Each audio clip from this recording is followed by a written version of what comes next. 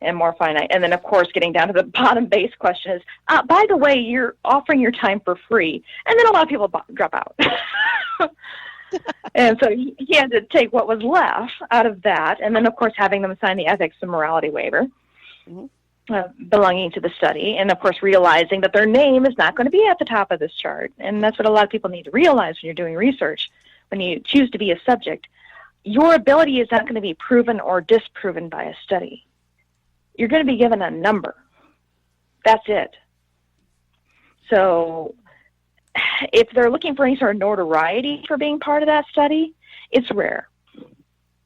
I mean, with the Dr. Gary Schwartz study that they did at the University of Arizona, they did a documentary on it, and of course you saw John Edward, you saw George Anderson, you saw Alison Dubois, you saw all those people taking part in the study, and they got some notoriety for that. But in most cases, when you do a research, you get assigned a number, and that's it. And some people will drop out because of that, because they want to use it as a feather in their resume. Right. And once they find out they can't, they drop out. But if they're really looking forward to forwarding the work, as John Edward would say, it wouldn't matter to them. So that's when you pull from that pool that's left over, and that's what Dean did. And he found certain markers within the two hemispheres of the brain that were present in every single subject that he could identify as a psychic or medium. They had almost like a fluted appearance along both hemispheres, and I can't recall the part of the brain right now. I'm sorry, I'm not a neurologist, but you can pull up the YouTube video on out there on the web right now on SSE Dean Radin for last year, and you can see the MRIs, and it's just striking to see these little fluted holes, and it appears in every person who has psychic ability. It's almost like we always assumed there was a genetic disposition to these people, but the brain scans actually showed it. Now, that's just one study. The only reason a study can have validation is if somebody can duplicate it. So we're going to have to wait for somebody else to pick it up and duplicate that study. Sure. Yeah. So with parapsychology, do you actually study to see or communicate with the dead? Because as a researcher, if you're investigating someplace and you have a recorder and you pick up a spirit talking to you or whatever, how do you guys go through that to process it and prove it one way or the other? I can only go by my own personal process. I can't go by what other people do. But to me, it's like a court of law. You can't just come forward with one piece of evidence and hold your entire case with that one piece. That one piece of evidence can be thrown out. So what you need is that EVP and maybe correlation by a medium and maybe by a correlation of a visual item, whether it be a photograph or a camera, a video camera. If you can put those three together, that's the Holy Grail. So that's what you need to take into a court of law. The more evidence you have in favor, the less you have evidence for people to refute, if that makes any sense. Going in with a really strong mediumistic hit, that's nice, but that's still not ruling out that the medium didn't do research before they walked in the door. True. Or maybe they just got lucky that day. And we had some of those occurrences happen when we were at Fairfield Inn, which I'm using my glass right now, drinking my wine, by the way. But yeah, it's having that trifecta for me anyway that helps build a case. Now, granted, any court of law is not going to take that case, but having more pieces of evidence than just the one is going to make people think at least that there's something there. Because some people can listen to EVPs and go, you got what out of what? You heard what? And I get that today. I mean, I've been listening to this stuff for years and years, and I can hear stuff from across the room. But not everybody can, and I realize that. Right. So I know it's going to take more. And I think that to get a clear EVP is one thing, because I've heard stuff and people start trying to tell you what it says, and I'm sitting there, I don't hear that in that, you know. Right. But you can pick up stuff that is very plain and very clear. Oh, yeah. So, with that, is there then the belief that yes, the dead do communicate? Well, there's belief, and then there's evidence. So, I mean, some people's threshold for belief is a lot lower than there is evidence, you know. So, I mean, there could be people coming into the field that already have a belief system that says that, yes, the dead already exist. So it takes very little to prove to them that there's activity going on in that location. It's a lot harder to prove to somebody who's more hard-headed, right, or not still sitting on the fence yet. So there's different levels that you're going to need to actually prove a case. So that's why I always look for a trifecta when I investigate. So I have triple things to show them. Like, okay, you don't like the EVP? Well, how about the medium? Well, you don't like the medium? How about the historical background check we just did?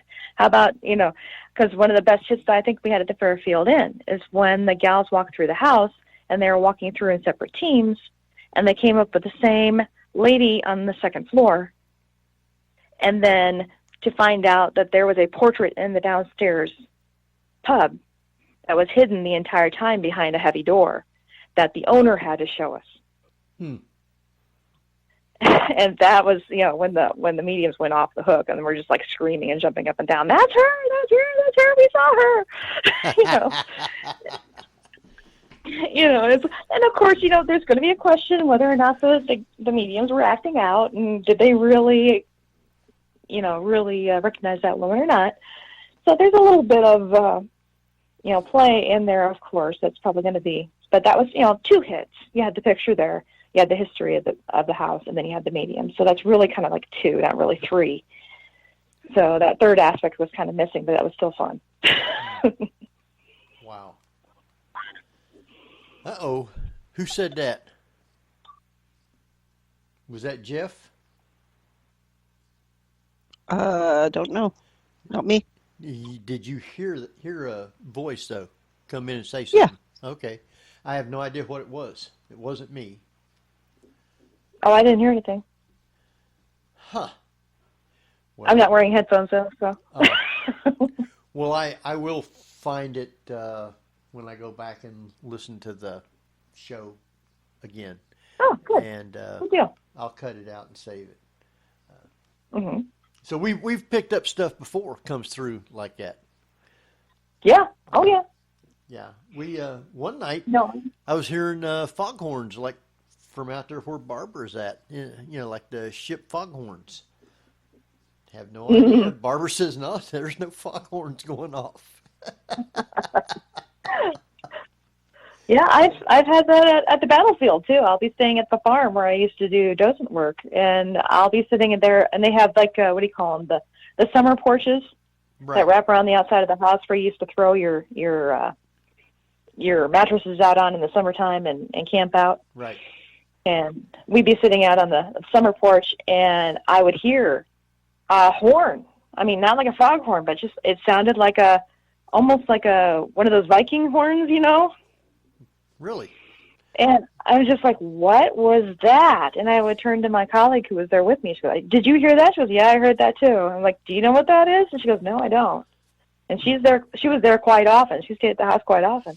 And we came to find out that some Confederate units actually had those kind of horns because they couldn't afford to have the brass trumpets. They would use those. And so was that what that was? We don't know, but it was very unique. Huh. Wow. And we heard it several times throughout the night. So, and we're kind of an isolated area of the battlefield too. We don't have neighbors very, very close to the area there. Well, unfortunately this year, with all this going on, if for some reason we're able to go to Gettysburg, it wouldn't be until later in the year. And so I seriously, doubt if we even get a chance to do anything this year. Oh, But that'll be shame. we'll see how it goes, Mm-hmm. and go from there. But yeah, no, I always have a good time when I go to Gettysburg with everybody, and they come and go with us for wherever we go to. So I really like that. Yeah. So. Yeah, we had a really interesting run-in when I was out there. I was supposed to be doing a field research opportunity out there with some remote mediums who are going to be calling in remotely to a location with some physical mediums that were going to be on site in a house that was roughly built, the first section of the house was built in the 1700s in Frederick. And they built onto the house after that. So the house was, depending on which part of the house you were in, depended on what year. And so I found that house really fascinating when I ran into it and did the initial check on it. And we were hoping to go there and do the remote versus localized medium reading there. And unfortunately, that fell through. So we ended up taking Kat Schneider-Gash out to the battlefield. And this was the same, it was the 150, what are we up to now? 7th reenactment? What was last year? I'd have to do the math. Anyway. Yeah, but we ended up hanging out with Craig Rupp, who's been a friend of the show many times. And we ended up going out to the battlefield since we had nothing else to do since the whole thing fell through. And I remember poking my head into General Lee's headquarters that they had refurbished. The battlefield trust had just put it back together from when the hotel had relinquished it. And I poked my head in and looked in the window, and somebody had walked around the corner and into the next room. And I'm like, well, that's weird. And I didn't say anything. And I figured, well, somebody's closing up for the night. And then I started to walk away, and Kat poked her head in the window and said, hello? Hello? And I'm like, Kat, who are you talking to? She said, there's somebody in there. And then I looked down at the sign posted in the window saying, this facility is closed for the next couple of weeks for renovation. So there was nobody in there. Huh. So I saw something in there. I know I did. But I didn't say anything to anybody. But as soon as I stepped away from the window, Kat sure caught on to it, and she started talking to somebody in there. And so that was really quite fascinating. Wow. Kat, Tabby's in the chat room, and she said, nope, somebody was there. Is she on with us? That's great. Yeah, she just come in. So I tell you, we're going to go ahead and be taking a quick break. Okay. Just a few minutes long. I just want to remind you that you will not be hearing anything because you can't hear anything that I play as far as music or anything like that. But you'll hear me talking when we come back. So your mic will be live. Just don't say anything. And be quiet. And I guess Geoff is not with us now. So I guess Barbara gets to take us out on a quick break. Oh, I thought Geoff was there. He dropped off, I think. Calling Geoff. Yeah, so maybe he'll come back. Nope. So. I guess not. Well, folks, you're listening to the Paranormal View here on the radio, ParaX Radio Network. And tonight we are talking with parapsychologist extraordinary Darcie McGrath. And you're being really heavy-handed with that. It's nice to find a kindred spirit I can talk shop with. Folks, we'll be right back after a few messages, so hang in there with us.